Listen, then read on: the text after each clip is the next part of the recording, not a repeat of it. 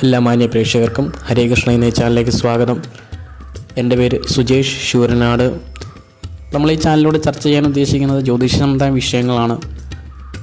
ഇന്ന് നമ്മൾ നോക്കാൻ പോകുന്നത് കാർത്തിക മേടൻ രാശിയിലുള്ള നക്ഷത്രത്തിൽ പിറന്ന പുരുഷന്മാരുടെ പൊരുത്തമാണ്. ഇന്ന് നമ്മൾ നോക്കാൻ പോകുന്നത് മേടൻ ആയതിനാൽ തന്നെ ചൊവ്വയാണ് അധിപൻ. കാർത്തിക നക്ഷത്രം സ്ത്രീയോനി നക്ഷത്രമാണ്. സ്ത്രീയോനി ആയതിനാൽ പുരുഷയോനിയിൽ പിറന്ന സ്ത്രീകളെ മാത്രമേ സ്വീകരിക്കാൻ പറ്റുകയുള്ളൂ. പുരുഷയോനിയിൽ പിറന്ന സ്ത്രീകളെ സ്വീകരിച്ചാൽ സെക്സ് കുറയും, അതായത് ദാമ്പത്യ സുഖം കുറയും.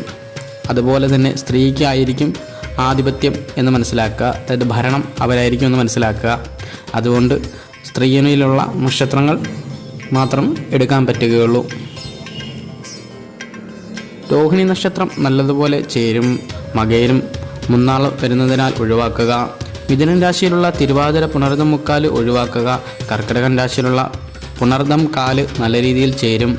പൂയം ആയില്യം പുരുഷയോനി എന്ന പ്രശ്നമേ ഉള്ളൂ. ഏജ് ഓവർ ആയിട്ടുള്ള ആളുകൾക്ക് എടുക്കാവുന്നതാണ്. ചിങ്ങൻ രാശിയിലുള്ള മകൻ നക്ഷത്രം പുരുഷയോനിയാണ്. ഏജ് ഓവർ ആയിട്ടുള്ളവർക്ക് എടുക്കാവുന്നതാണ്. ചിങ്ങൻ രാശിയിലുള്ള പൂര നക്ഷത്രം നല്ല രീതിയിൽ ചേരും. ഉത്രം അനുജന്മ നക്ഷത്രമാണ്, ഒരു കാരണവശാലും എടുക്കാൻ പാടില്ല. കന്നിരാശിയിലുള്ള ഉത്രം മുക്കാല് അത്തം ചിത്തിര ആദിപാദം ഒരു കാരണവശാലും എടുക്കാൻ പാടില്ല. കാരണം ഷഷ്ടാഷ്ടമം അഷ്ടമഷഷ്ടവുമാണ്. കൂടാതെ ശത്രുതാന്മാർ തമ്മിലുള്ള കെട്ടാണ്. അടിപിടി കലഹ ഒഴിഞ്ഞ സമയം ഉണ്ടാകില്ല. തുലാം രാശിയിലുള്ള ചിത്ര രണ്ടാം പാദം നല്ല രീതിയിൽ ചേരുന്ന നക്ഷത്രമാണ്. ചോതി വിശാഖം മുക്കാല് പുരുഷയോനി നക്ഷത്രമാണ് എന്നുള്ള പ്രശ്നം മാത്രമേ ഉള്ളൂ. അത് ഏജ് ഓവറായിട്ടുള്ളവർക്ക് എടുക്കാവുന്നതാണ്. വൃശ്ചികൻ രാശിയിലുള്ള വിശാഖം കാല് അനിഴം തൃക്കേട്ട ഒരു കാരണവശാലും എടുക്കാൻ പാടില്ല. ഷഷ്ടാഷ്ടമം അഷ്ടമഷഷ്ടവും കൂടാതെ ഒരേ രാശിയാധിപന്മാർ തമ്മിലുള്ള കെട്ടുമാണ്. അതിനാൽ കലഹ ഒഴിയാതെ നിൽക്കും. ധനുരാശിയിലുള്ള മൂലം നക്ഷത്രം പുരുഷയോനി നക്ഷത്രമാണ്. ഏജ് ഓവറായിട്ടുള്ളവർക്ക് എടുക്കാവുന്നതാണ്. പൂരാടം പുരുഷയോനിയാണ്. ഏജ് ഓവറായിട്ടുള്ളവർക്ക് എടുക്കാവുന്നതാണ്. ഉത്രാടം മുക്കാല് എടുക്കാൻ പാടില്ല. തിരുവോണം ഏജ് ഓവറായിട്ടുള്ളവർക്ക് എടുക്കാവുന്നതാണ്. ഓപ്പോസിറ്റ് യോനിയാണ്. കൂടാതെ അഗ്നിമാരത യോഗം കൂടി സംഭവിക്കുന്നു എന്ന് മനസ്സിലാക്കുക. അവിട്ടം ആദ്യ ഭാഗം സ്ത്രീയോനി നക്ഷത്രമാണ്. പക്ഷേ അഗ്നിമാരത യോഗം സംഭവിക്കുന്നതിനാൽ അഡ്ജസ്റ്റ് ചെയ്ത് മുന്നോട്ട് പോകാം എന്നുള്ളവർക്ക് മാത്രം എടുക്കാവുന്നതാണ്.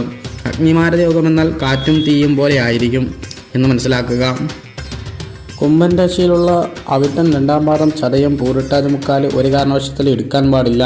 മൂന്നാം കൂറാണ്. കൂടാതെ അഗ്നിമാരത യോഗം കൂടിയാണ്. മീനൻ രാശിയിലുള്ള പൂരിട്ടാതി കാല് പുരുഷയോനി നക്ഷത്രമാണ്. ഏജ് ഓവറായിട്ടുള്ളവർക്ക് എടുക്കാം. ഉത്രട്ടാതി രേവതി നല്ല രീതിയിൽ ചേരുന്ന നക്ഷത്രങ്ങളാണ്. മേടൻ രാശിയിലുള്ള അശ്വതി നക്ഷത്രം മുന്നാൾ സംഭവിക്കുന്നതിനാൽ ഒരു കാരണവശാലും എടുക്കാൻ പാടില്ല. ഭരണി നക്ഷത്രം പുരുഷയോനി നക്ഷത്രമാണ്.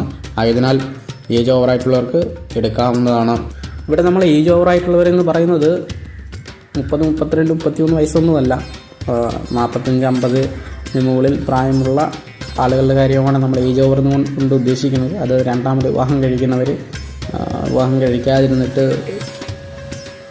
50 വയസ്സൊക്കെ ആവുന്ന സമയത്ത് വിവാഹം കഴിക്കണം എന്നുള്ള താല്പര്യത്തോട് കൂടിയിട്ട് വരുന്ന ആളുകൾക്കൊക്കെ വേണ്ടിയിട്ടാണ് ഏജ് ഓവർ എന്ന് പറയുന്നത് കേട്ടോ.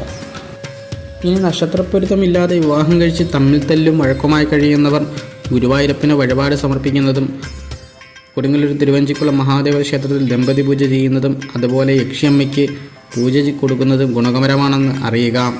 അതോടൊപ്പം നമ്മളിവിടെ പറഞ്ഞിരിക്കുന്ന ചന്ദ്രാലുള്ള പൊരുത്തമാണ്. ലഗ്നാലുള്ള പൊരുത്തം ഓരോ ജാതകവും എടുത്ത് അതിൻ്റെ ലഗ്നാലുള്ള പൊരുത്തം നോക്കിയതിന് ശേഷം മാത്രമേ ആ ജാതകം വിവാഹത്തിന് എടുക്കാൻ പാടുകയുള്ളൂ.